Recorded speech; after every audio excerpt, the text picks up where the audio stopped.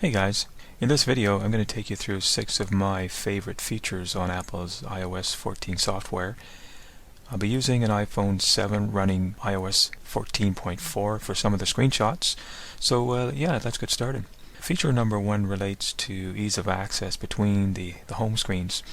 Looking at the home screen here, you can see it has 8 dots at the bottom, and each one actually represents one of my 8 unique home pages. And the way to quickly move between home pages is to actually touch any one of those dots, and while keeping your finger on the screen, simply slide left and right. And as you do, the home pages will quickly change on the screen, and yeah, that's a really quick way to get at your home screens. Feature number 2 that I like here is the app library. And with iOS 14, it actually takes all your apps and organizes them into groups. And I guess this is probably based on what the software engineers figured the apps should be grouped. To access the app library, what you're going to do is simply swipe left to your last home page and then swipe once more. The app library is now presented, and just a note here is that if you do have a lot of apps and a lot of groupings, then you may have to swipe up and down to see them all. And this one here, I'm going to actually have a look at the utilities group. You'll notice that there are 3 large icons and one other icon that's made up of 4 smaller icons. The 3 large icons can actually be used to launch the apps represented by each one. And in this case, we're actually looking at Safari, Voice Recorder, and Netgear. The 4th icon in the lower right corner can actually be used to open up the entire utilities page. And so yeah, go ahead and tap on that one. Notice here that the 3 large icons from the previous page, so Safari, Voice Recorder, and Netgear, also appear here in addition to the other apps that you may have in that group. Now, one feature I really like about the groups that are created here is that the apps are actually organized alphabetically, which makes them a lot easier to find. Feature number 4 is actually going to show you how to add some widgets or custom apps to your home screen. And in order to do this, we're going to have to access Apple's Wiggle mode on any of the home screens. Now, first of all, let's just explain what that is.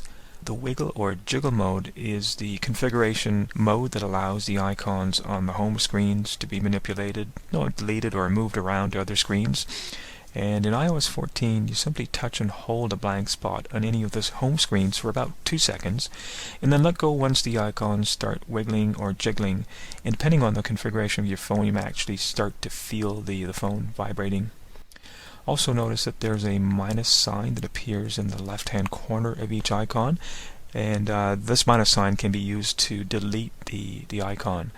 If you're not familiar with the Wiggle mode, then you can actually touch and hold any one of the icons, and while holding, slide and drag the icon, and you can actually move them between pages. Now, in the top right corner of the screen, when it's in Wiggle mode, there's a plus sign, and this plus sign is what allows you to add additional apps and widgets to your home screen. And Apple's actually got some nicely pre-configured apps that might be of interest. So let's go ahead and give that a try. So go ahead and press any blank area of your screen for about 2 seconds. You can let go once the icons start to wiggle. And for this example, I'm going to add the weather app to my home screen. So once the icons are wiggling, touch the plus symbol in the upper right corner of the screen, which will get you to the widget page. There's a search bar here, and in my case I don't need to search for the weather app because it's already visible, so I'm going to go ahead and select that. So I'm going to tap on the weather widget, and the way to confirm that you actually want to place this widget on your home screen is by tapping the blue bar. Notice here that the weather app now appears on my home screen, and if you wanted to add additional widgets, just go ahead and tap the plus sign again and repeat the process. To cancel out of the Wiggle mode, just tap an empty section of the screen, or you can hit your home button.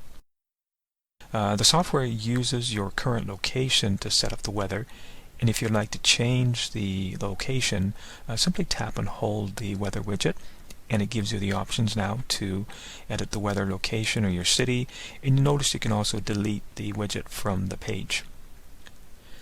feature number 4 can be used to pin a conversation to the top of your message page.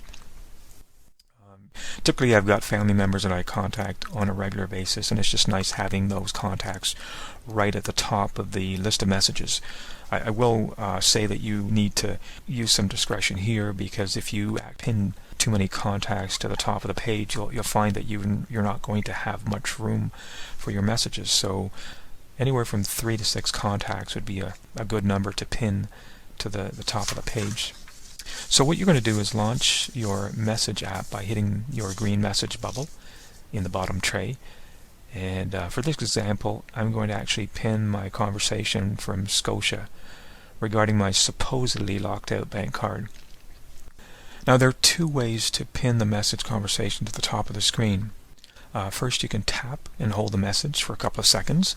A menu appears with the option to pin, manage alerts, or delete the message. The second way to pin a message to the top is to swipe right on the message, and a push pin appears. Just so you know, if you swipe left, you will be given the option to delete the conversation or possibly silence the notification. So go ahead and swipe right, hit the yellow box with the push pin, and the contact now appears as a round icon on the top of your page. As mentioned, you can repeat this process and pin 2 or 3 of your favorite conversations to the top of your screen. To unpin or delete the contact or message, simply press and hold the contact information. In feature number 5, I'm going to run through some of the highlights or changes to the Apple Map app. Go ahead and tap your map icon. Select an area that you would like to explore, and for this example, I've selected an area of Miami Beach, Florida. Maybe I'm just wishing I was there. Note that the binoculars appear on the right-hand side. Now, if the area of the map you've chosen does not have an available street view, the binoculars will be missing. In some cases, it might be a simple case of zooming in on the area to get closer down to street level, and then you'll find that the binoculars will appear. Once you have the binoculars, go ahead and tap on them. Street View appears, and you can drag the map around to look at different areas or directions in your selected area. Once you have dragged the map to the location that you want to explore, a release for Street View to load. Once Street View has appeared, notice that you can also tap the Street View and simply drag that around to explore the exact area that you're looking at. Once you're finished, hit Done in the top right corner. A couple more things to note here is that the search for place or address gives you new features for route mapping, including options for walking, driving, cycling, or even traveling by public transit. And here's feature number 6. A translation app is included in iOS 14, and I've found it quite user-friendly. So locate the app on your home screen, or if necessary, load it from your app library. Go ahead and launch the translation app. My screen is configured to translate from English US to French. There are also a couple of panels below showing the words and phrases to be translated. Touch the Translate From button at the top left to go to the language selection options. In addition to recent languages used for translation, it also displays a list of languages for which the app will work. In this case, English to French, France is selected. Scrolling down the page reveals a list of languages that can actually be used offline, and these need to be downloaded. This is actually an awesome feature, because if you're going to be in an area without access to data or Wi-Fi, then it does help you out here. So click done when finished. On this page, I've set up to translate from English to French. The English word I typed in was hello, and the French translation is bonjour. So in addition to being able to type the English words or phrases to translate, you're also able to speak the English word or phrase by hitting the microphone button, and the software will actually automatically provide the translation. You can then tap the play button to have the software read the French translation to you. On this page, I used the microphone to say hello, how are you, and the French translation is automatically generated, and that's pretty neat. And there you have it, 6 new and interesting features that are offered in Apple's new iOS 14 upgrade. And just to summarize those again, that would be your quick access to home pages, your app library, adding widgets, pinning message conversations to the top of the message page, map features, and new translation app. Since you're still watching, I will go ahead and highlight a couple of new privacy features that you might be interested in. The first one has to do with the camera. So anytime the camera app is activated, either by you or perhaps another app on your device, there will be a tiny green dot in the upper right hand corner of the screen. Personally, I would have liked to have seen a larger, more noticeable dot, and that's perhaps something we can look for in a future release. The next privacy feature turns on a small orange dot to the left of the battery status symbol anytime the microphone is in use. So keep an eye out for apps that might unknowingly be using your camera or microphone.